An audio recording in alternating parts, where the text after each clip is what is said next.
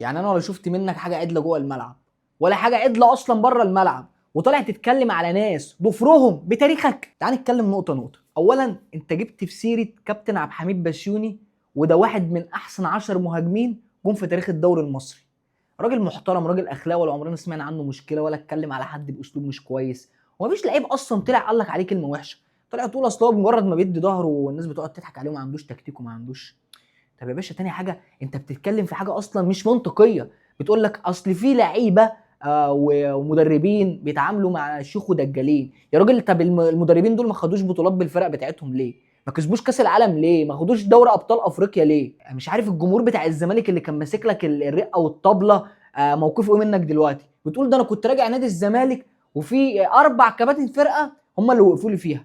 طب ده كده بقى مين اللي متحكم في الزمالك؟ كباتن الفرقه اللي متحكمه في اوضه اللبس ومتحكمه اداريا والتعاقدات والكلام ده كله، ولا انت بتقول اي كلام كده وخلاص؟ وبعدين انت بتقول انا كنت راجع الزمالك ومكسر الدنيا وجايب 10 تجوان في الموسم. 10 تجوان في موسم؟ ده اسامه ابو علي جه في نص موسم جاب اكتر من 19 جون غير الاسيستات. بس يا مرسي، انت اصلا كل تاريخك عباره عن لقطات. انت ذات نفسك طلعت قلت انا عشان اقرب من الجمهور واقصر المسافه على نفسي طلعت رفعت رقم 22 وحطيت قرن الشطه في بقك. يا عم ايه اللي انت بتعمله ده؟ وانت عشان ترجع تاني تبقى على الساحه اصلا موجود والناس تبتدي تفتكرك، طلعت رميت الكلمتين دول في بودكاست وبتقول اصل انا اعرف ناس مش عارف بتقول ايه، وناس بتروح لشيوخ ودجالين ومش راضي اقول بالاسامي، فانت طلعت خليت الحلقه بتاعتك ترند عشان الناس تطلع تتكلم معاك تاني. لكن انت ككره يا باشا، انت مفيش منك كوره. انت بتقول انا مش شبه الاهلي، طب ما انت فعلا مش شبه الاهلي.